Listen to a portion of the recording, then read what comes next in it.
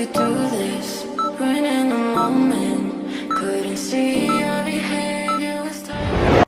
Estamos iniciando mais um Podcastelli. Meu nome é Luiz Filho, eu sou nutricionista e hoje um episódio muito especial para você, mamãe, futura mamãe, para os papais também, futuros papais, em homenagem ao Agosto Dourado. Trouxe uma convidada muito especial, nutricionista, amiga, Gisele Vilela, que a gente vai bater um papo sobre incentivar a amamentação, todo esse assunto que é muito importante para a nossa vida, né? Vamos pensar assim, tá? Seja bem-vinda, Gi. Obrigado pela presença. Obrigadão. Aqui. Ó, pra gente iniciar, vamos pensar assim, né? Fala pra mim um pouquinho do seu trabalho, de como que você atua no dia a dia. Nós somos nutricionistas, né? Uma coisa bacana até antes dela falar. Uma ação muito diferente, né? Exatamente, mas esse ponto é muito bem importante, né? Que a nutrição, ela cresceu tanto nos últimos anos, que hoje a gente tem a especificidade de cada área, né? Então tem Nutri para tudo que você precisar. Então hoje ela vai falar um pouquinho mais da área dela, de amamentação, Sim. do aleitamento, tudo. Então fala um pouquinho de você, do seu trabalho pra gente. Claro, muito bom estar aqui, mais uma vez falando, né? Trazendo a nutrição em pauta, né? Tão importante aí para a vida. O meu trabalho é na área materno-infantil e mais especificamente eu estou numa menor área dentro da materno-infantil que eu denomino como nutrição para o começo da vida.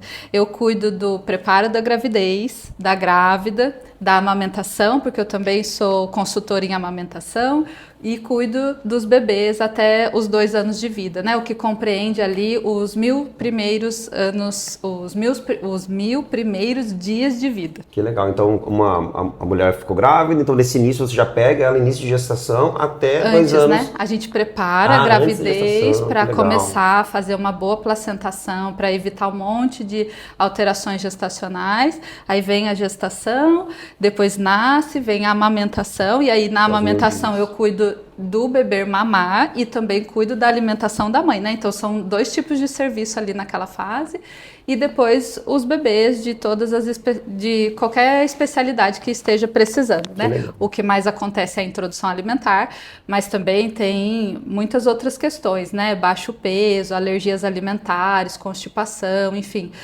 cada bebezinho vai ter ali uma particularidade, e a nutrição tá aí para cuidar desse comecinho da vida. Legal você trazer essa divisão do seu trabalho. Então, até pra gente guiar o nosso podcast hoje, acho que é interessante a gente falar assim: a mulher tá querendo ficar grávida, como que ela chega para você? Qual que é a sua atuação com ela? Que pontos importantes da nutrição? O que a nutrição vai ser importante para essa futura mamãe? Nossa, muita coisa. Mas né? Não, resumindo, com certeza, porque a gente vai chegar na parte da amamentação, né? Ali, o mais importante é, tem a intenção de engravidar, buscar ajuda.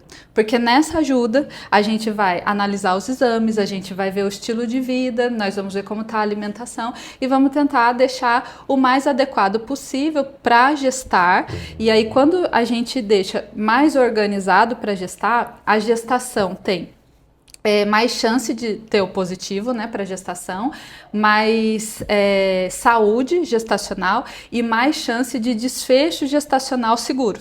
Então, isso, olha, a gente pensando 3 meses antes de engravidar, a gente já está fazendo coisas lá para o final da gravidez, sabe? Então, pensou em engravidar, busca ajuda, porque a gente tem coisas ali para fazer muito importantes para deixar esse corpinho todo preparado para receber um bebê. E essa mãe, de forma geral, que chega, ela já chega um pouco mais preparada, ou eu sei que é difícil, acho que tem os dois lados, acontece de todo jeito, mas o que você enxerga mais? Pelo tanto de informação que a gente tem hoje, acho que a gente tem muita informação, então pode ser que as mães cheguem um pouquinho mais preparadas, ou estou enganado.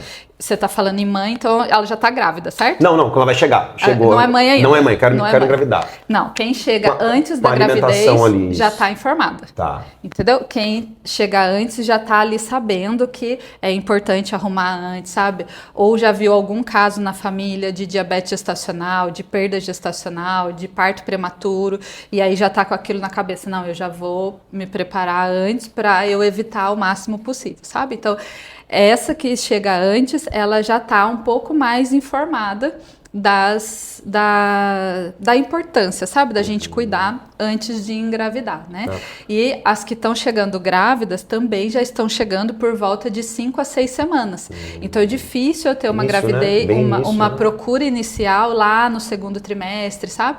Elas já estão procurando bem no comecinho e é muito bom, porque quando chega, claro, melhor é chegar antes. Não chegou antes, chegar o quanto antes souber, melhor é, porque a gente tem a chance de cuidar de uma fase tão primordial que se chama placentação. A gente oferecendo os alimentos mais adequados, o estilo de vida mais adequado para aquela fase, vai produzir uma placenta mais saudável e essa placenta vai ser o órgão que vai nutrir o bebê a gestação inteira. Quando é uma placenta bem feita, evita doenças gestacionais como pré-eclâmpsia, não posso falar evita, mas diminui o risco, né? De pré-eclâmpsia, de restrição de crescimento, de parto prematuro, tá? De baixo peso ao nascer. Então, se já chega bem nesse comecinho, a gente consegue modular muito melhor, né? As que chegam mais tarde, sei lá, indo para o segundo trimestre, meio de segundo trimestre, geralmente já tem um diagnóstico específico para a gente tratar. Tá. Já foi com alguma questão anterior. Já foi com alguma questão anterior. Ou tá com muito ganho de peso, e aí a ginecologista encaminhou, ou tá com diabetes gestacional, ou tem alguma questão relacionada à restrição de crescimento já diagnosticada nos ultrassons. Né? Dificilmente é só assim, se ela não procura naquele comecinho, também ela não vai procurar depois só por ir. Ela não está informada que precisa, entendeu? Então aí ela acaba deixando e só vai quando acontecer algum problema. Claro que também é importante, a gente está lá para cuidar e tal, mas se vai bem no comecinho, a chance de não ter esses problemas depois é maior. Muito legal. E para falar de nutrientes mesmo, o tipo de alimento, algumas estratégias que você usa, não sei se dá para você falar dessa forma, dessa primeira fase, quando ela chega 3 meses antes de engravidar, já pode emendar também, engravidou. Tem nutrientes específicos que você trabalha ali? Quais são? Tem muitos nutrientes específicos, né? Resumidamente, a gente precisa trazer mais antioxidantes para essa grávida. Então, um corpo que está com mais esse potencial antioxidante vai reduzindo níveis de inflamação e a fertilidade vai vindo à tona, certo? Isso a gente faz com alimentos mais variados, mais coloridos, mais orgânicos, certo? E também fazemos com suplementação, se for o caso, né? E aí, dentre esses suplementos, dá pra gente pensar numa coenzima Q10, num resveratrol, numa cúrcuma, também em vitaminas, né, importantes assim do complexo B, para que a hora que engravidar já tenha ali aquele complexo de metilação que a gente fala, sabe? Ácido fólico, B12, B6, colina, né?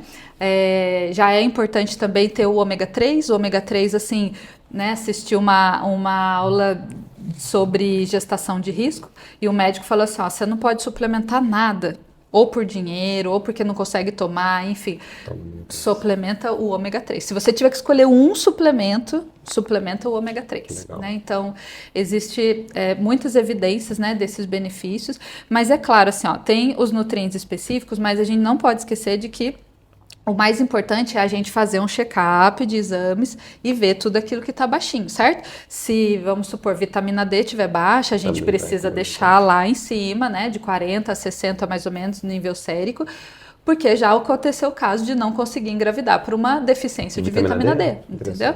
Já aconteceu casos de perdas gestacionais recorrentes porque estava ali com aquele grupinho de metilação, né, B6, B12, B9, mais baixo. Né? Então, é um trabalho bem minucioso, então nesse início é uma investigação mesmo para ver como que chega, né? Sim. Para ser mais assertivo nos nutrientes. Perfeito. Ali, né? E aí a hora que engravida, Luiz, essa fase da placentação, ela traz quase os mesmos nutrientes, mas, por exemplo, a gente já não continua com curcumina, a gente não continua com resveratrol, porque eles são tão potentes como antioxidantes que eles atrapalham do embrião se fixar no endométrio. Eles podem atrapalhar na segunda fase. Isso, e aí por isso também que como é que foi se descoberto isso, né? Nas fertilizações in vitro, se faz muito essa suplementação, sabe? No preparo, né?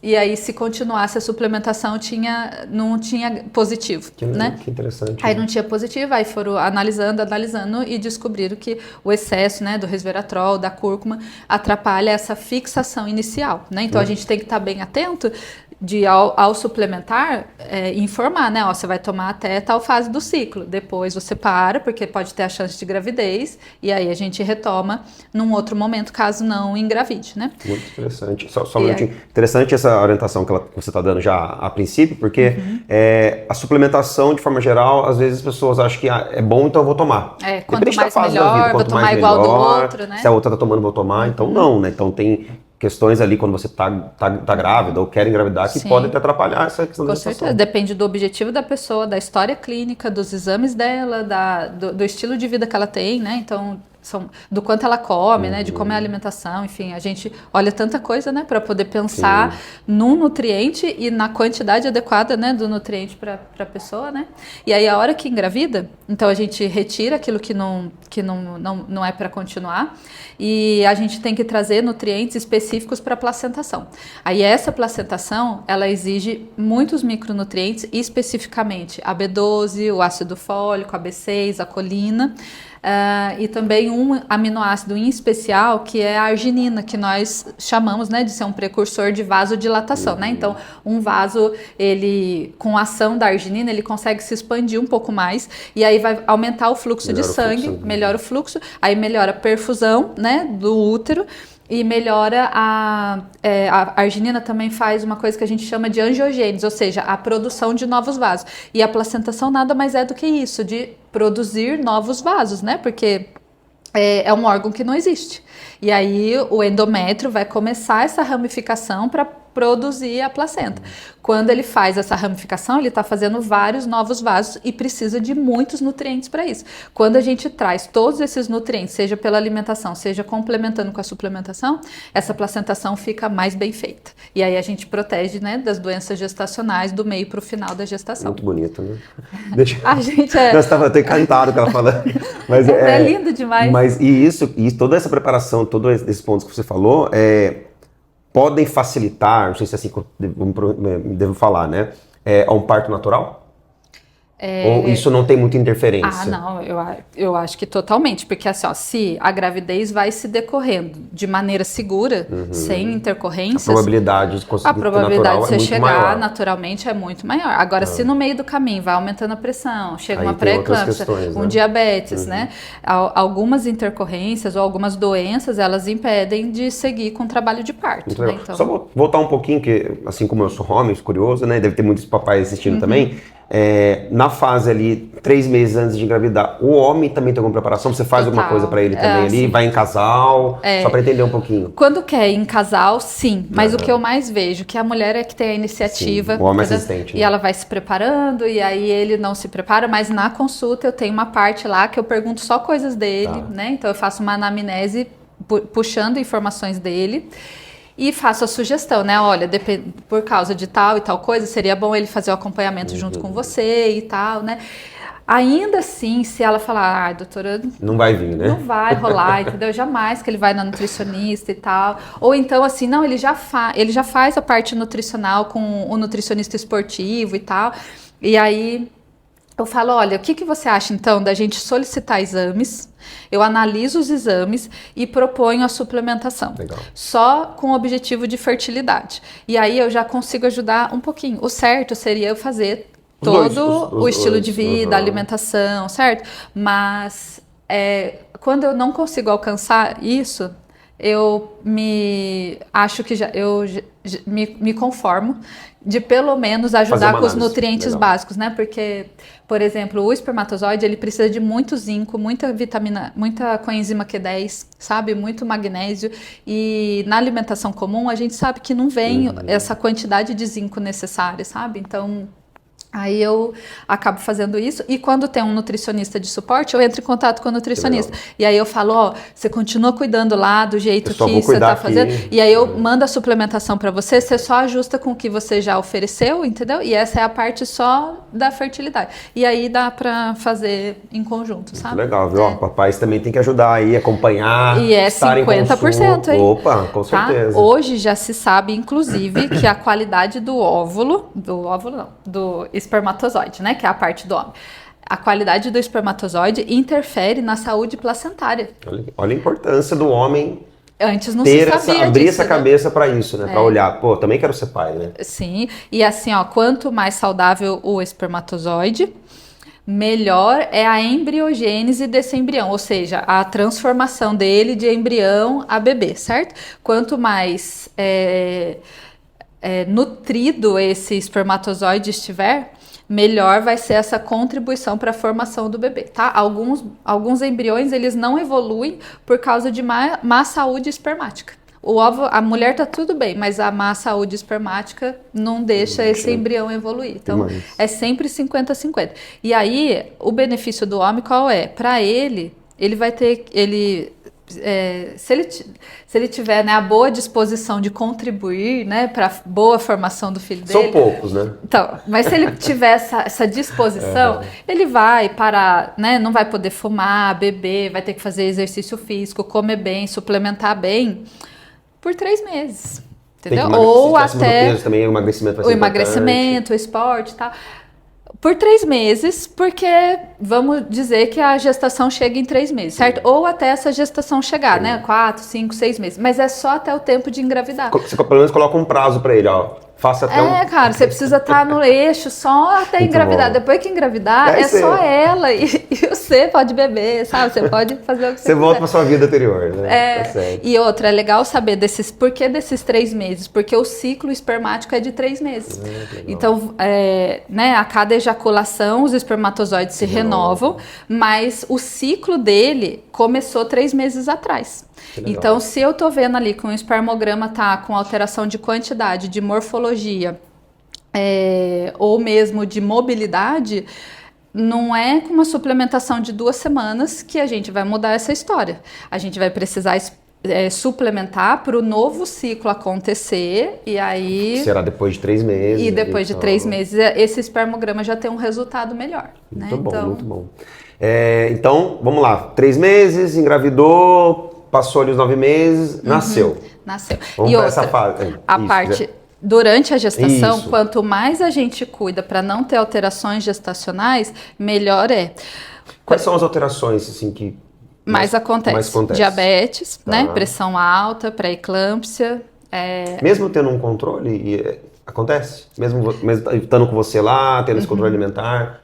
Pode acontecer? Acontece menos, tá? Mas não é só fator nutricional que pode causar essas intercorrências, certo? Então, a mulher que está com a parte nutricional adequada, ela tem menos chance. Mas existe também a programação que vem no corpo dela. A programação da avó, porque todos nós estivemos no corpo da nossa avó, certo? Porque a nossa mãe já tinha óvulos enquanto estava sendo formada no útero da nossa avó. É claro isso para todo mundo, assim, né?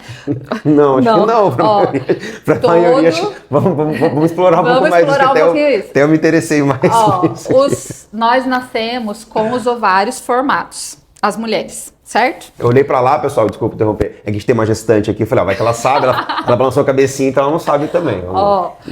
Todas nós mulheres nascemos com os ovários formados, ou seja, nossos ovários foram formados com os óvulos completos dentro da nossa mãe. Então, quando eu estava na barriga da minha mãe, os meus óvulos já estavam comigo, certo? Então, todos os meus filhos já tiveram contato com o corpo da minha mãe. Ou seja, os meus filhos... com a avó deles. Que nem você teve com a sua avó.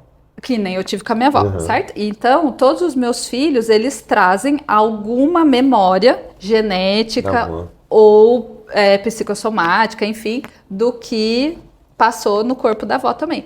Então, essa programação da mulher, ela vem desde o corpo da mãe dela, da avó dela, da mãe dela e o que ela passou na vida. E aí eu não consigo modular tudo isso com nutrientes, entendeu? Eu posso amenizar, mas se a mãe ou a avó teve uma história gestacional, com perdas, com abortos, né, pode refletir, com pré-eclâmpsia, com aumento de pressão, pode refletir na história dela atual, né? E aí não tem como a gente evitar 100%, tá? Então, mas a gente consegue amenizar bem o risco. E outra, quando a mulher tem também a primeira gravidez, Com essas alterações, então vamos supor que ela tomou consciência na segunda gravidez. E aí a primeira ela já passou por questões difíceis, né? De pré-eclâmpsia ou de uma síndrome HELP, que é uma decorrência da pré-eclâmpsia. E aí ela fica com uma programação ali para a próxima, entendeu? Aí a gente sabendo na segunda gravidez dessas intercorrências, nós já começamos o cuidado prévio no primeiro trimestre. Já começa com alguns nutrientes específicos para a gente atenuar, amenizar o aparecimento dessas intercorrências mais para frente. Isso eu já vivi várias vezes, assim, sabe? E olha, é lindo de ver. Isso que eu ia falar, deve ser muito lindo, é lindo de verdade, me emociona. Porque você sabe também um pouco da histórica, né? Você está prevenindo uma coisa que provavelmente então, aconteceria. História, assim, de parto prematuro, de mãe que saiu do hospital sem o seu bebê, né? Deixou na UTI para ficar visitando, né? Não conseguiu amamentar. E aí, numa segunda gravidez, fala agora... eu vou fazer tudo desde o preparo, entendeu? E aí faz bonitinho, estilo, não é só nutrição não, estilo de vida mesmo, sabe? Manejo de estresse, aceitar que precisa mudar o estilo de vida no todo, né? Isso, sono, manejo talvez de o ambiente estresse. que ela vive. Perfeito, né? E aí na segunda gravidez chegou em 39 semanas, teve, sabe, o neném dentro do termo, deu de mamar logo na sala de parto, saiu com a nenenzinha para casa, entendeu? Então, assim, ela fala ela, na época, né, uma delas, né, falou, olha, não tem preço isso da gente poder modificar uma história, entendeu? Porque essa especificamente que está na minha memória agora, com 21 semanas, ela apresentou a resistência de artéria de novo. Então ela tinha uma programação. Se ela não tivesse fazendo, talvez tinha o mesmo desfecho, entendeu? Com 21 semanas, na mesma semana gestacional, ela apresentou a resistência de novo. Só que não evoluiu para pré-eclâmpsia. Por exemplo, assim, ó, nossa amiga que está grávida, né? Vale a pena ela sondar a avó? Histórico da avó. Consulta, quando a gente passar em consulta, ela vai sondar. Eu vou perguntar como se ela souber da avó, sim, mas geralmente eu incluo a mãe. Não tem essa informação, né? Então, às vezes, por exemplo, tô indo bem na minha gestação, né? Mas, pô, escutei esse bate-papo, deixa eu conversar com a minha avó, e aí, como que foi, como que você foi? Se tiver avó ainda sim, mas geralmente eu peço para conversar, antes de fazer a consulta, eu já mando uma pré-consulta, né? Tá. E aí nessa pré-consulta já tem essa pergunta que é para ela ter o tempo de perguntar para a mãe. Isso aí. Como é que foi, né? Quantas perdas, quantas gestações, se teve intercorrência, se nasceu todo mundo dentro do tempo, ou se teve alguém prematuro, né? E aí eu já consigo mais ou menos linkar. E quando tem irmã, eu também pergunto, né? Mas aí eu não mando na pré-consulta, aí é na conversa mesmo. Aí eu pergunto dessas crianças aqui, quais eram meninas, né? Para eu saber a história de gestação das irmãs também, porque diz muito, assim, de uma irmã para outra, sabe? Muito legal. Aí, voltando no gancho que você tinha me dado, né? A gente vai dando vários aqui, não sei tá tudo certo. Nem chegamos na amamentação ainda. O papo é incentivo à amamentação, mas entenda que tudo isso é importante para poder amamentar. Perfeito. Né? E aí, essa gestação se dando bem, né? Não era isso que eu ia falar, não é se dando bem. Se acontecer alguma intercorrência na gestação, como por exemplo o diabetes gestacional, nós já sabemos que um diabetes ali acontecendo, né, do segundo para o terceiro trimestre, pode haver diminuição da produção de leite no começo da vida. Olha. Entendeu? Então, a gente já fica de olho nisso, sabe? Também, né, pode acontecer do bebê ter pré-eclâmpsia, corta isso, não. Pode acontecer do bebê ter hipoglicemia logo ao nascer, porque ele acostumou, né, com uma glicemia um pouco mais alta que a média, e aí a hora que ele nasce, opa, peraí, essa aqui é a minha glicemia normal, mas não tá bom, entendeu? Não tô acostumado. E aí ele pode ter algum pico de hipoglicemia. Então, para isso também, existem já algumas indicações de uma terapia de colostro, sabe? De coletar um pouquinho do colostro, logo nas últimas semanas de gestação, guardar numa seringuinha congelada para que a mulher com diabetes gestacional leve essas seringuinhas para o hospital, porque se o neném precisar de uma complementação, vai usar o próprio colostro dela. Mas esse é um trabalho bem minucioso, sabe? Porque coletar colostro antes de nascer é de gotinha em gotinha, sabe? Tem que ter apoio, suporte, mas é bom as grávidas saberem, né? Que isso é uma coisa nova? Digamos, uma novidade. Começou nos Estados Unidos e agora o Brasil também já está acolhendo essa recomendação, já tem muitas consultoras sabendo orientar, né? E a gente só faz isso para quem tem diabetes gestacional, ou, né, alguma outra intercorrência que possa impedir ou limitar a amamentação logo que nascer, né? Mas falando de intercorrências gestacionais, é mais para o diabetes gestacional. E aí, olha só, né? Uma intercorrência no meio da gravidez que vai impactar logo no começo da amamentação, né?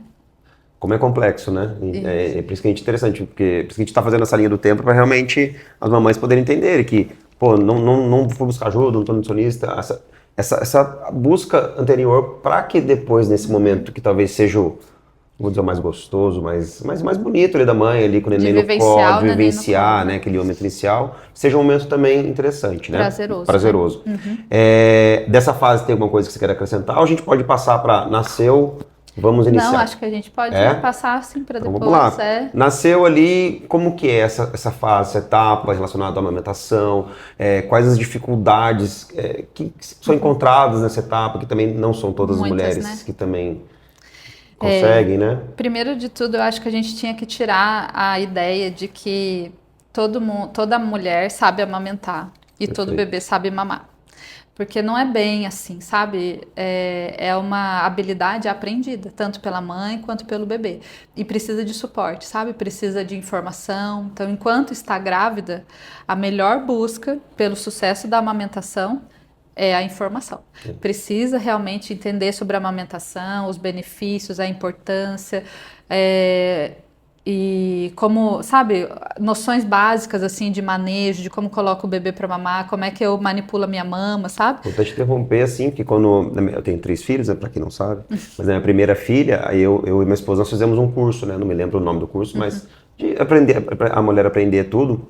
E legal, fizemos o curso, nasceu, mesmo com o curso foi muito difícil os primeiros dias. Eu sendo nutricionista... E causa agonia, né? E causa agonia pra mãe ali, pro bebê, porque ela começa a achar que não consegue, né? Então é um momento bem desafiador. Sim, né? Eu também, sendo nutricionista, consultora de amamentação, também passei pelos meus perrengues.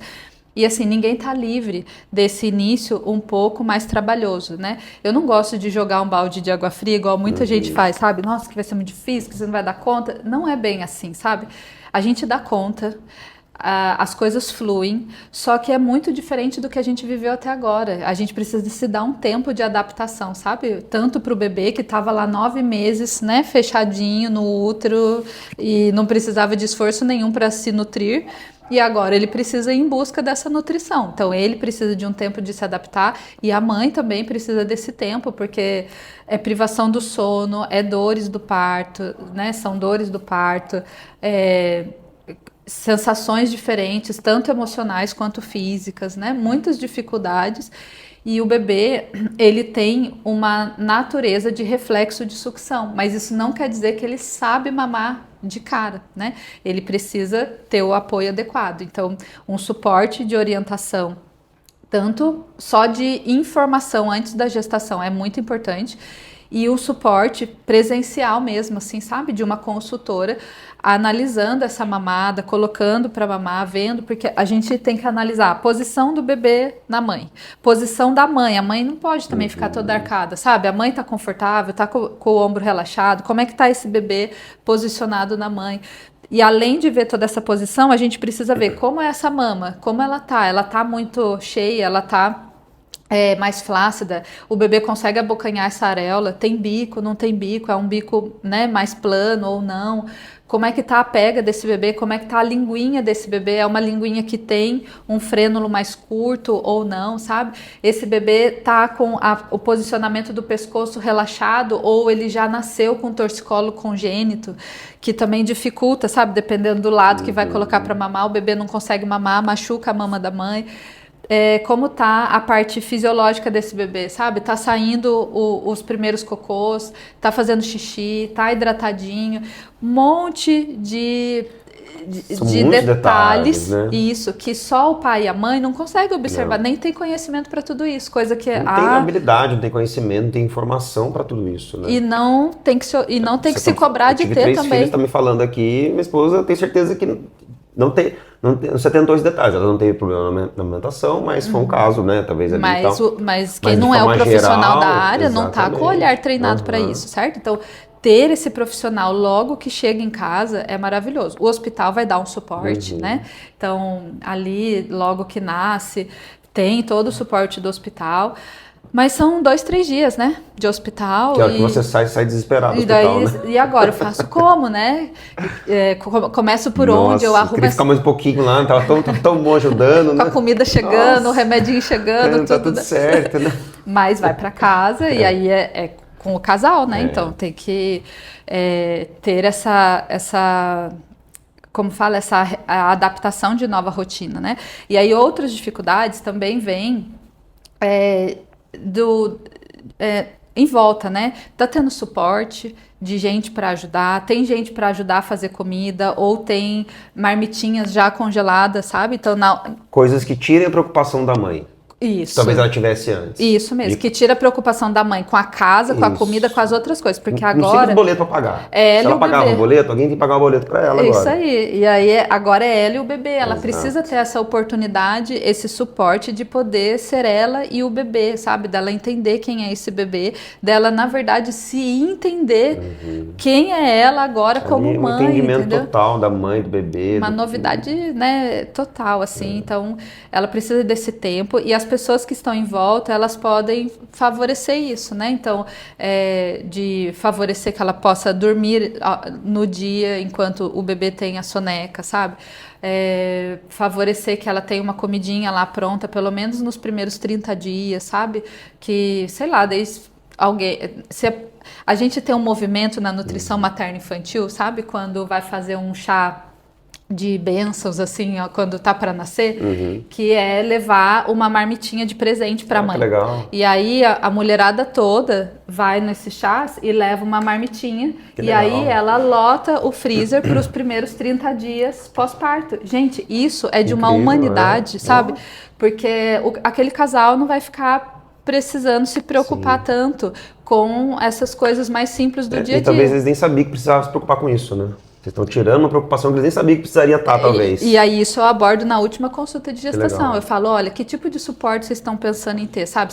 Alguém vai para casa de vocês, vocês vão para casa de alguém, vocês já estão fazendo marmitinhas em casa, sabe?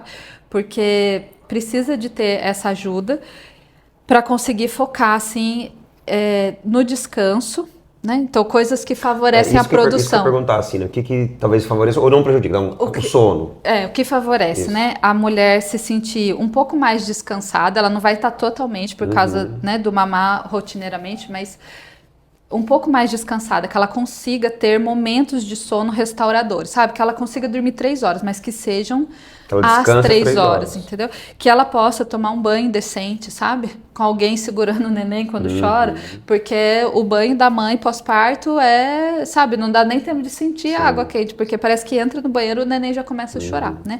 Que ela possa ter água disponível. É tão simples isso, gente, mas olha, para quem tá amamentando, o neném começa a chorar, a gente pega para dar de mamar, a gente senta e olha do lado pro outro, cadê a água? Aí você fala, não, já ajustou, já tá certinho, não vou levantar para pegar água. Aí não tem uma alma que traz uma água, que oferece uma água enquanto ela tá sentada. Falta de assim, não tomar água também... É importante é que assim, ó, enquanto tá dando mamar, a gente sente uma sede. Que seca a boca, naquele momento ali. Mas assim... No momento que tá sugando. Tá. Aí você fala, não, depois eu vou tomar. Só que daí você já não tá mais. Já dormiu no socorro, já dormiu ali, aí tudo você não certo, toma mais. Dormiu Tem que ser naquele momento que você tá dando... Aí eu falo pra elas, olha, deixa a garrafinha de água perto dos lugares que você dá de mamar, entendeu? Compra aquelas garrafinhas que mantém a água fresquinha, né? E deixa uma garrafinha do lado da poltrona, uma do lado da sua cama e uma na sala, por exemplo, entendeu? Aí fica lá 3 garrafinhas distribuídas na casa, sentou, não precisa depender de ninguém, a garrafinha tá ali, Toma água, porque não é aumentar, mas tomar água suficiente, em torno ali de 3 litros de água por dia, é bom para a hidratação dela e é bom para garantir a produção de leite também, né? Esse número de 3 litros é uma medida Uma mais média. geral? É um geral. É um- É que a gente não pode falar só 2, porque 2 é para o adulto comum, Sim. né? A média, assim. Então, é sempre mais que o adulto comum. Um pouquinho mais Tá. do que o adulto comum, né? Porque tem a hidratação dela e tal. E aí o bebê precisa sugar. Essa mama precisa receber sucção, porque quanto mais suga, mais produz. Então isso também favorece com que haja mais produção de leite, né? Então, e aí a última questão ela precisa de tranquilidade mental, sabe? E aí entra vocês.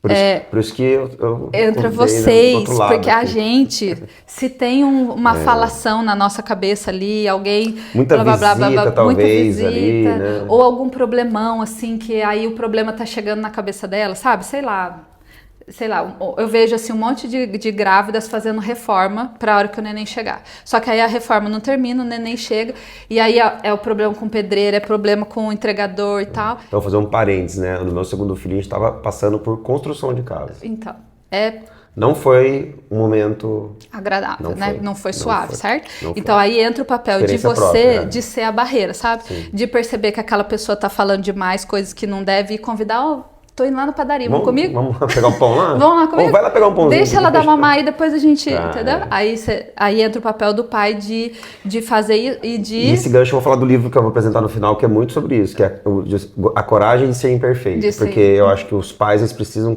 não querer ser perfeitos nesse momento. De querer agradar todo mundo. Então, pega o neném, segura o neném. Tem que proteger a cria e a mulher, Exatamente. entendeu? Tem que proteger a cria e a mulher. E aí, ele também pode ser essa barreira dos problemões, entendeu? Legal. Então, não vou falar tudo que está acontecendo da reforma para ela, entendeu? Vou deixar ela mais suave. Por que precisa dessa tranquilidade mental? Porque essa tranquilidade promove na gente a liberação do hormônio ocitocina. E a ocitocina, que a gente conhece que é o hormônio de prazer, hoje, né, há alguns anos, a gente sabe que é ele o responsável por colocar a gordura no leite. Quanto mais estado de relaxamento, tranquilidade, paz interior, sabe, sono adequado, mais gorduroso é o leite. Não é quanto mais... não é assim, né? Uma proporção sem limite. Existe. Mas também se você não tem esse lado... Você interfere na colocação na de gordura. Isso. Então, tudo isso favorece com que tenha a proporção adequada de gordura no leite para o bebê ganhar peso. Que vai gerar mais saciedade, tem pro neném, para não ficar com aquele choro, talvez, também. Isso mesmo, né? Então, olha só, né? A gente... todo esse cuidado integral em volta dela, né, tudo isso que a gente falou, esses 5 pontos, favorecendo com que ela tenha uma boa produção de leite. Eu estava lembrando aqui na minha primeira filha também, né, que está com 9 anos hoje, então, sei lá, 9 anos atrás, quase 10 já. Você vai falar se isso é o correto ou não, né? No hospital, pediam para nós acordarmos a neném a cada 2 horas para amamentar, independente se estivesse dormindo ou não. Isso é uma prática legal, porque... dava dó, porque assim, mamou, tava dormindo, tinha que ir lá acordar para mamar de novo. Isso é normal? Isso é uma prática correta ou não? Ou tem que deixar a hora que acordar, ele mama? Os primeiros dias pode ser uma prática mais cautelosa, mas não de 2 em 2, pode ser 3 até 4 horas, tá? O neném consegue se manter ali com a glicemia. Porque eu lembro que dava muito, a gente tinha que acordar, passar coisinha no pé para acordar, aguinha. Então, aí depende, porque... o bebezinho ele está acostumando com essa nova rotina de amamentação. E dependendo do ganho de peso, dependendo do peso ao nascer, essa pode ser uma prática importante, teve mas pontual, sabe? Entendi. Pontual nos primeiros 30 dias, aí depois dos 30 dias alcançou o ganho de peso de nascimento, começou a entrar num ganho de peso adequado. Isso é pontual, né? Então, geralmente aí pelos primeiros 30 dias, né? Chegou no peso de nascimento, engatou no ganho de peso adequado, aí a gente já fala que é vida o mais natural possível, né? Deixando o bebê dormir e despertar na hora que ele sentir que precisa, porque também tem uma regulação natural do bebê, né? Então a gente também precisa ir confiando nessa regulação de que ele vai solicitar a hora que o corpinho dele achar que precisa mamar novamente. Muito bom. E assim, né? Tô pegando um pouco de uma experiência que a gente viveu em casa também para fazer as perguntas, né? Mas com 3 você a tem gente teve todo... 3, E o meu... Meus primeiros mamaram até ali 14 meses, 15 meses, meu terceiro mamou até 2 anos e meio, Olha que praticamente. beleza. Né? Tem alguma coisa, assim, uma regra? A gente sabe dos 6 meses ali, não sei se ainda essa regra você pode até. Sim. O mínimo, o máximo, não tem. Dá uma explorada pra gente saber também. O ideal é que a gente mantenha exclusivo até o 6º mês. Exclusivo quer dizer sem água, sem chá, sem nenhuma frutinha. Suquinho de laranja que a avó quer dar ali não pode? Não precisa. Só leite materno já é suficiente para a nutrição completa do bebê, sabe? Não precisa de mais nada. E aí depois pode ficar, pode ir até 2 anos, né? Então complementado, porque aí começa a introdução alimentar com 6 meses e aí a recomendação, né, é que vá até 2 anos, mas não tem um limite de parada, né? Então vai depender da... Passar, no caso, 2 anos e meio não é um problema. Não é um problema. O leite, né, depois de 1 ano aí as pessoas sempre falam, não, já tá ficando fraco, já tá ficando só água. O leite não fica mais fraco, ele vai ficar com a mesma composição. Sim. A questão é que a necessidade do bebê que aumenta. Vai acabando pegando de outras fontes também, né? Acaba se alimentando mais, acaba mamando. Mas ele sempre vai ser riquíssimo em anticorpos, né, nos melhores nutrientes, em enzimas, sabe? É um alimento vivo, né? Então, se a gente pegar o microscópio e comparar a fórmula infantil e leite materno, a gente vai ver que as moléculas, as células, né, do leite se movimentam no microscópio e a da fórmula está estática. Entendeu? É bem bonito. Tem vídeos na internet, quem quiser puxar aí comparação de fórmula com leite materno, dá pra ver, sabe? O leite se move. Tem vida, né? Tem vida. É específico para cada bebê, né? Então, a mãe que amamenta, ela vai fazer o leite específico para o seu bebê. Não é para todos os bebês, certo? Só que existe uma similaridade entre os leites das mães em geral, certo? A proporção de gordura, de proteína, de lipídio, a quantidade de lactose, tudo vai ser proporcionalmente parecido. Tá. Mas a mãe é capaz de melhorar esse leite de acordo com a necessidade do seu bebê. Só que não é por vontade própria da mãe, certo? O próprio corpo sente através da saliva do bebê. Olha. Então, se é um bebezinho que está passando por uma infecção viral, esse leite, se a mãe ordenhar, ele vai ficar mais alaranjado, porque vai entrar muito mais anticorpos para proteger esse bebê dessa infecção. Se é um bebezinho que nasceu antes do tempo, né? Então ele precisa de mais gordura para ganhar mais peso. O leite da mãe do bebê pré-termo é mais gorduroso do que o leite da mãe do bebê termo. Nossa, que interessante. Tá? Então é espécie específica, né? Feita exatamente para o seu filho, né? Dentro da espécie é bem similar, mas tem coisas específicas que é só entre você e seu filho. Legal. Você não, a mãe e o filho. No caso, assim, né, a gente sabe que tem muita prática não sei se é esse termo que usa, tá? Você pode me corrigir, de doação, né? A mãe doar leite para outras mamães. Essa questão interfere, assim, negativamente? Por exemplo, que você falou agora que talvez esteja com uma infecção, então começa a produzir um leite mais propício para aquele momento do bebê. Não. Se ela doar esse leite... Ela pode doar. E a gente só sabe dessas informações justamente porque o banco de leite avalia. Então aí ela consegue saber o histórico das mães e ela consegue fazer ali a análise e os artigos científicos saem a partir dessas análises mesmo, sabe? Então essas mães doam e dentro do banco de leite passa pelo processo de pasteurização e aquele leitinho fica... Geralmente o leitinho do banco de leite é todo direcionado para prematuros, né? Então, todas as mães podem doar e essas alterações não interferem nessa doação. Independente do bebê, né? Só interfere em alguns tipos de doença, né? Então, aí, algumas doenças, o banco de leite não pode aceitar a doação, porque senão o leite, ele é como um sangue, só que é branco. Então, passa né, todas as experiências imunológicas da mãe passa pro leite. Isso. E aí, se tiver alguma doença ali, vai passar também para os outros bebês, certo? Muito bom. Você falou, lógico que o papo nosso é incentivar o aleitamento, a alimentação, mas a gente sabe que tem o caso das mamães que não conseguem. O que você pode falar das fórmulas que existem hoje? Né? Óbvio que não substitui ali a qualidade, talvez, mas o que você pode falar um pouquinho disso para as mamães que talvez realmente não consigam?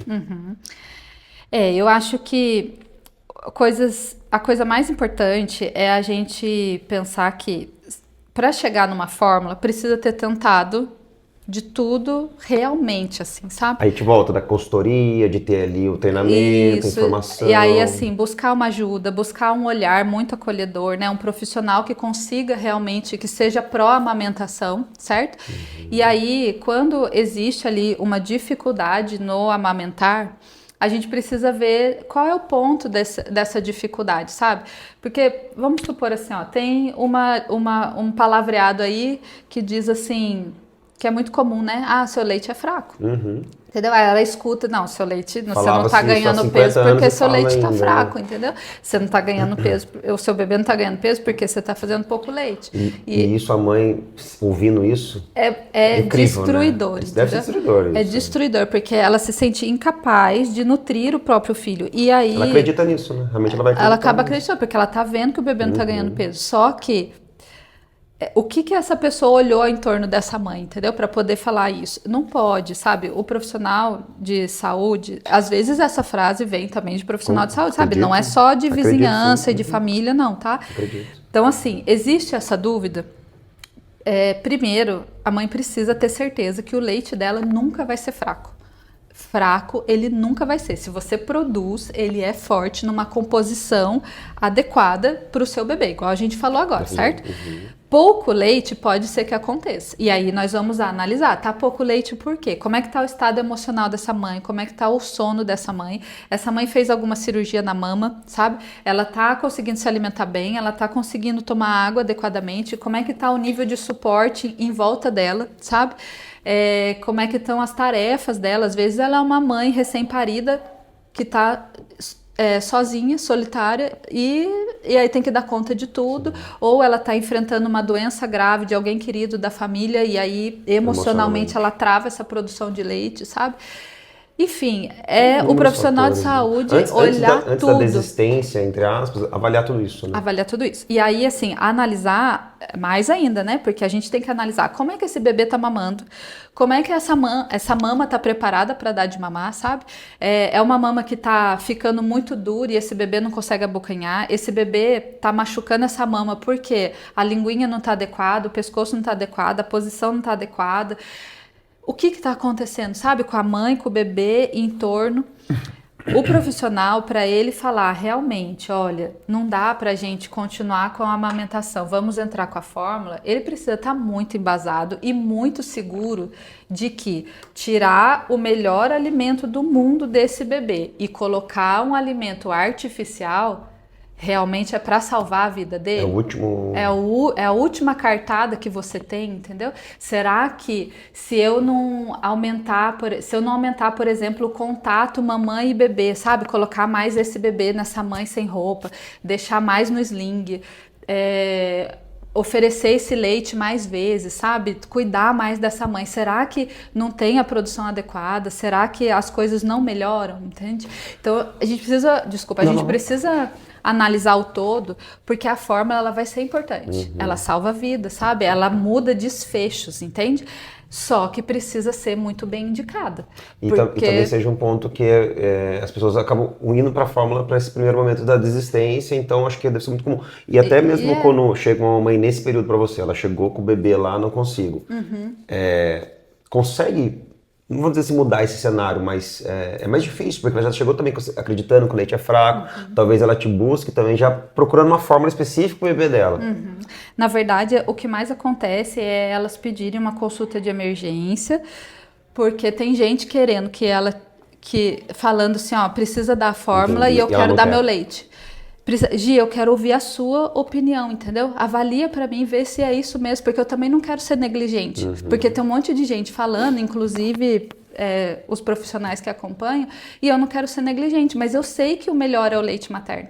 Então, acontece muitas vezes isso, e eu vou com muito acolhimento, sabe? Olhando tudo, analisando, medindo o bebê, pesando, vendo as evacuações, a hidratação, sabe? O jeito que mama, a produção dessa mama, sabe? Então eu massageio, eu ensino ela a massagear. Nós vamos primeiro tentar fazer ordenha da própria mama dela e complementar logo após a mamada dela, e aí a gente pode complementar com um copinho, com colherzinha, com sondinha. Enfim, a gente tem muita ferramenta e muita coisa para observar antes de chegar na fórmula, tá?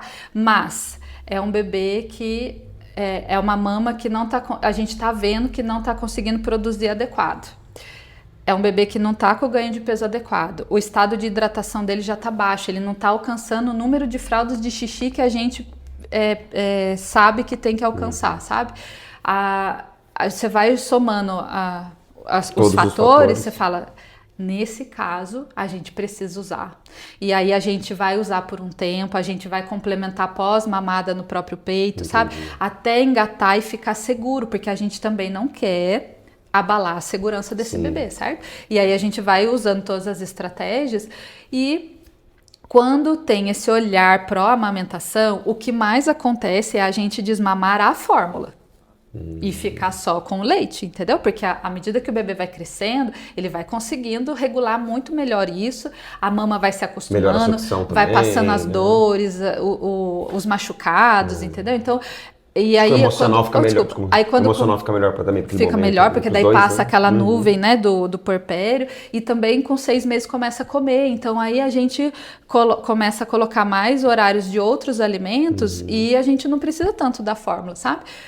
Mas, se em algum momento nós vermos que a fórmula é preciso, sim, existem fórmulas ótimas no mercado que a gente pode oferecer. Se tiver concomitante com o mamar do peito, é bom não usar mamadeira, né? Mas, se for necessário, por algum motivo maior, desmamar completamente, aí, né, claro, faz uso da mamadeira.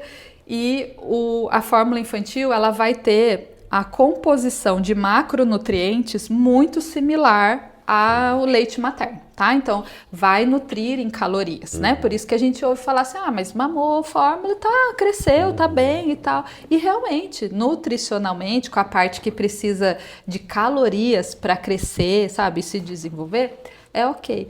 O que a gente fala que nunca vai ser igual ao leite materno são essas células vivas, entendeu? E aquele afeto também ali do momento ali também, o laço, né? Mas até o afeto, sabe? A gente já tá com uma outra linguagem, porque assim... Não só no mamar ali, a mãe com o bebê de mamadeira também consegue ter vínculo, sabe? Ela consegue colocar aqui, segurar a mamadeira, olhar no olho do bebê, entende? Então, assim, existe um vínculo maior com a amamentação, porque tá uma conexão corpo a corpo, certo? Mas a mãe do bebê de fórmula, ela também consegue uma conexão. Mas a questão que eu ia falar era das células vivas, entende? Então, assim, os anticorpos, as enzimas, sabe? Vários fatores do sistema imunológico que não só anticorpos, mas existem algumas substâncias que estão sendo descobertas, né? Chamam HMO, sabe? Então, não tem como a indústria está tentando, sabe? Tem fórmula com 1, com 2, entendeu? Mas o leite materno tem ali pelo menos uns 500, sabe? Então, é muito benefício, é muita perfeição no leite materno, né? E a gente precisa ter esse esforço, essa vontade de manter cada vez mais. Mas lembrando, Luiz, nós vamos ser esse profissional esforçadíssimo pelo leite materno até onde a mãe quiser que a gente seja, certo? Porque se aquela mãe, se para ela não tá bom, se para ela não é uma verdade, se mesmo conhecendo todos os benefícios, não é o que ela quer seguir, ela tem todo o direito, sabe? De seguir da maneira que ela quer. Se sentir bem, escolha dela e tal. Então tem mães com várias questões psicológicas. A gente precisa acolher e a gente precisa ir junto enquanto ela quiser, da maneira que ela quiser, sabe? E o profissional também saber até onde ele pode ir. É o caminhar junto mesmo ali, sim, né? Porque existem algumas recomendações que são muito desgastantes, sabe? E aí tem mãe que fala, Gi, não é pra mim, eu vou até onde for natural. Agora, esse lance de ordenha, põe na sonda e isso e aquilo, eu não consigo. Já passam... Não se sente confortável mais, né? Aí não se sente confortável mais. Então a gente vai enquanto é bom para ela e para o bebê. Muito né? bom. Tem, né, falando de benefícios, né? Então tem benefícios para o bebê, tem benefícios para a mãe, né? Então a gente pensa aí que para o bebê a parte nutricional, né? Então, falei aí do alimento perfeito, a parte do sistema imune, né?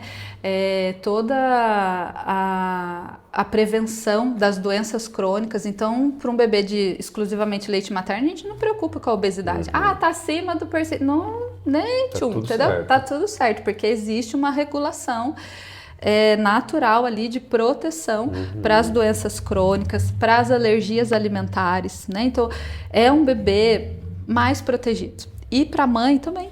A mãe que dá de mamar tem menos chance de ter câncer de mama, câncer de ovário. Ela faz uma involução uterina mais rápida, ela tem um pós-parto com uma evolução melhor, né? E é benefício para a mãe e para o bebê, sem contar que todas essas moléculas maravilhosas do leite materno, em perfeita simbiose, né? Elas favorecem mais o QI do bebê. Então, isso já foi comprovado cientificamente, sabe? Bebês mais inteligentes. É claro que não deu certo de continuar com leite materno. Vai ficar na fórmula? Eu coloco mais ômega 3, entendeu? Eu coloco probiótico. O que eu puder acrescentar, deixando mais perto, eu deixo. Deixar mais próximo do... Não vai ser igual, mas eu tento, né? Faço a minha parte ali, porque fórmula infantil não tem probiótico, certo? Então, acaba sendo um alimento estéril, chegando no intestino para colonizar esse intestino. E cadê o probiótico, entendeu? Que tem lá milhares, né, milhões no leite materno, entende? Então, o pouquinho que eu puder colocar a mais e colocar na fórmula, eu vou colocar, né? Então, muito bom, muito bom. Por isso que a gente, né, tão importante esse podcast de hoje, para que realmente crie essa consciência, né, da mãe desde o momento de querer engravidar até a alimentação, porque dá para ser feito muita coisa, dá para você trabalhar, ter essa consultoria de alimentação ali no momento, né? Propício ali no prédio. E todo também. mundo pode ajudar. Eu acho que isso é um ponto bom, um ponto importante, né? Então, a gente que é do núcleo familiar pode ajudar, os profissionais devem ajudar e a sociedade deve ajudar. Qual que é o papel de cada um? Então, nós que somos do núcleo, né? Aquelas coisinhas básicas, sabe? Garantir o sono, garantir a água, ajudar com a alimentação, né? Esse apoio ao redor da mãe, né? Se ela precisar de alguma coisa com o bebê, beleza, mas é a vez dela com o bebê, certo? A gente vai fazer o entorno. Os profissionais, eles precisam ter essa visão acolhedora e essa paixão, assim, sabe? De promover, de proteger o aleitamento materno, sabe? Não ir indicando, assim, a fórmula infantil logo na primeira, simples, entendeu? Né? Mas você vê essa... Muitos parceiros têm essa paixão, essa defesa, mas muitos também... Ainda...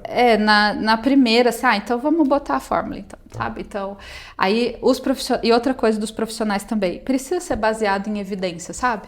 Porque quando a gente escuta profissionais se baseando na própria experiência, não foi a ciência, entende?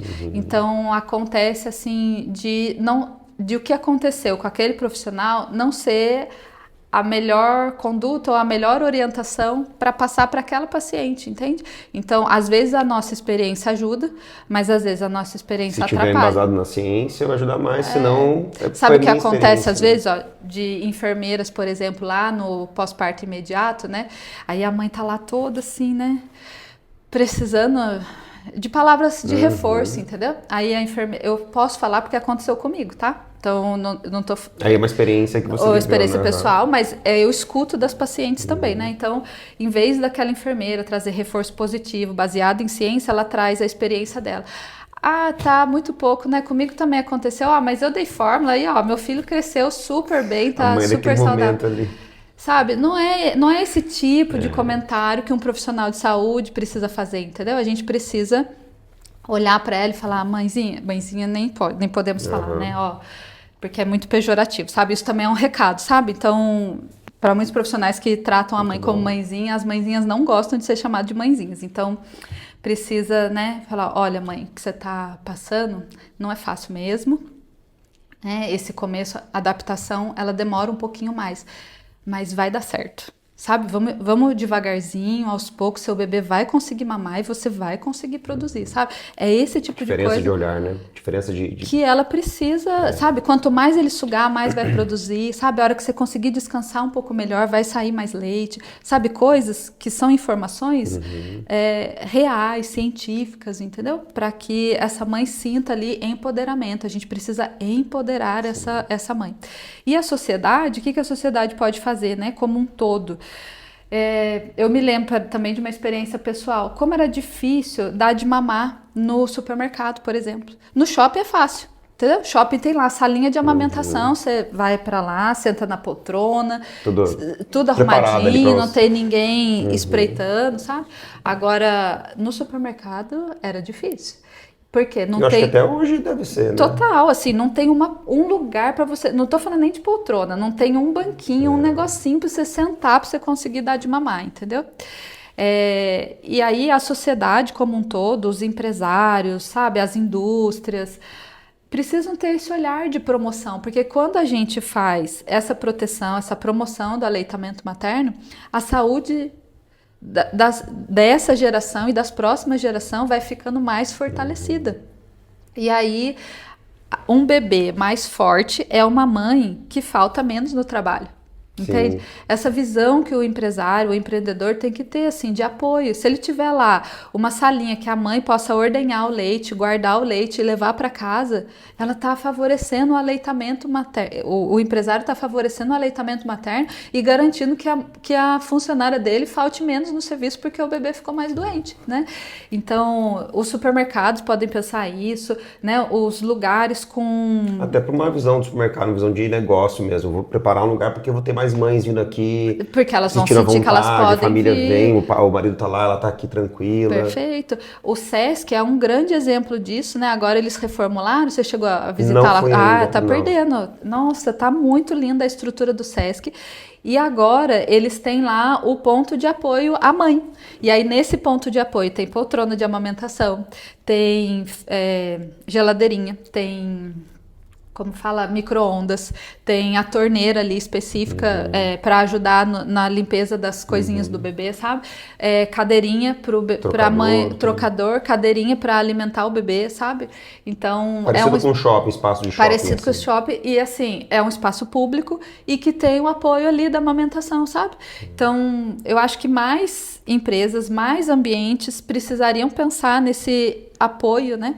E como um todo, assim, a gente favorecer com o nosso apoio de olhar, de palavras, de atitudes e também, né, se couber ao nosso bolso, ao orçamento de cada pessoa, favorecer dessa maneira com estruturas para apoiar a amamentação. Muito bom, sensacional, pessoal. É isso, que a Gisele falou, né, Gi, né? É um conjunto de ações que vão favorecer a essa ação do Agosto Dourado funcionar. Não é só a mãe amamentar, não é só trabalho da mãe. Não é só trabalho da mãe, é um trabalho em conjunto para que isso cada vez mais se torne... Da família, dos profissionais e da sociedade como Exatamente. Um todo, né? Muito bom. É muito, muito lindo a gente pensar isso.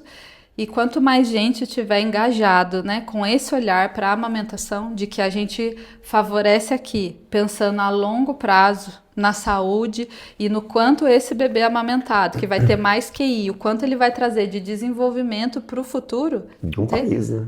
De um país. Imagina, uma geração toda que aumenta aí o tempo de aleitamento materno, entendeu? São pessoas que estão crescendo com o sistema imunológico melhor, com o intestino melhor, com saúde melhor e com QI melhor. Saúde pública, tem muita coisa aqui. Muito, né?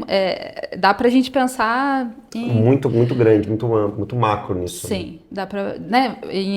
Todo ano tem um tema, o Agosto Dourado, né? Teve anos atrás que o tema era sustentabilidade do aleitamento materno. Então fizeram várias contas assim do quanto favoreceu o aleitamento materno, produzia menos lixo, produzia menos, sabe, quanto custava em valores a menos para o serviço de saúde, para a economia, para as empresas. fizeram contas gigantescas, maravilhosas, da gente ver assim, o quanto impacta, sabe? A gente pensa, mas é só mais um bebê. Mas se você promover numa cidade toda, sabe, num país e tal, o Brasil é o único país do mundo que tem um mês inteirinho para falar de amamentação. E que bom que tem, né? É. E se a gente for pensar também, Com que bom que certeza. já existe esse espaço, porque outros países não têm, né? Então, É o sistema de banco de leite mais invejável do mundo, o mais perfeito do mundo inteiro. Eles fazem treinamentos para outros países para abrirem, porque é a rede, né? É a rede nacional de banco de leite. Ela é toda interligada. E dá muito orgulho, assim, sabe? Do que o Brasil faz pela gente, às vezes eu acho amamentação. que as coisas não acontecem muito, mas eu não tinha essa informação também, que era só do Brasil que tinha algoz dourado. Então, é muito interessante saber de tudo isso, porque valoriza, né? Valoriza o nosso país, valoriza os profissionais de saúde. Sim, e o quanto o Brasil está à frente na saúde do mundo, assim. Você deve atender gente de Muito. outros países, né? Muitos falam isso, O acesso à saúde, aos exames, a Profissionais prevenção, qualificados. profissionais atualizados, é muito difícil fora do Brasil, sabe? Então, o Brasil, cada vez que eu vejo coisas assim, eu tenho mais orgulho, sabe? De estar aqui, de ser considerada, assim, uma área de ponta, uma profissional, assim, que está atualizada, sabe? E que tem esse alcance que o Brasil nos permite, entendeu? De cuidar de tudo isso, da parte da saúde. Muito bom, muito bom. Então, demais esse bate-papo aqui hoje sobre a amamentação e chegamos ao nosso quadro final do nosso Podcastelli, que todo episódio a gente traz um livro que marcou a nossa vida, que acrescenta, que agrega, Que legal. independente do que passou na sua boa vida, ideia. tá? Ótimo, né? Então, eu vou começar por você. Fale de um livro que você leu, que você escreveu, o que for, pra gente poder indicar pro pessoal. O livro que mais marcou minha vida foi justamente um que eu escrevi. Aí eu já li muitos, gosto de muitos relacionados à nutrição infantil e a desenvolvimento infantil, mas para ilustrar melhor essa nossa conversa, eu acho que eu tenho que falar do que eu escrevi. Perfeito. E aí, esse livro que eu escrevi, ele surgiu justamente da minha experiência de amamentação com a minha filha. Então, nós vivemos 3 anos de amamentação e eu fui conduzindo de maneira gradual o desmame para ela. E quando eu publiquei como foi o desmame, houve uma comoção, sabe, das pessoas, dos seguidores e tal. E eu fiquei encantada, falei, gente, mais gente precisa falar sobre isso, como fazer um desmame gentil, né? E foi muita gente falando, Gi, faz isso um livro, faz isso um livro. E realmente virou um livro, e o nome do livro é Nossa História de Amamentação, da primeira à última gotinha. Então eu conto desde o comecinho, na verdade desde a minha amamentação, de como era na época de mim com os meus irmãos, e até a última gotinha que a Maria amamou. E aí é um livro muito especial. A intenção maior era eu deixar escrito para ela essa nossa história. E virou, né, um livro que está ajudando muitas mães, assim. Onde você traz a sua experiência, que a gente falou da experiência também, que é a importante experiência também. pessoal, mas entre Embasado. o que eu passo na experiência pessoal, eu vou trazendo coisas, assuntos científicos, sabe? Embasamento e tal. Então, ao mesmo tempo, né, que conhece uma experiência, sabe as orientações mais atuais, né? Muito bom. Ficou muito legal. A gente vai deixar o link aqui embaixo do livro, né? Depois vai colocar na imagem aqui da tela também, né? Então, para a pessoa estar vendo, conhecendo um pouquinho da capa também. O livro que eu tô trazendo hoje é A Coragem de Ser Imperfeito, Imperfeita, né? É um livro que eu li já faz algum tempo. Não tá muito relacionado à amamentação, mas acho que o título, a gente falou bastante nesse podcast hoje, que acho que o pai, a mãe, quem tá próximo desse bebê, precisa ter essa coragem de não querer ser perfeito em vários pontos.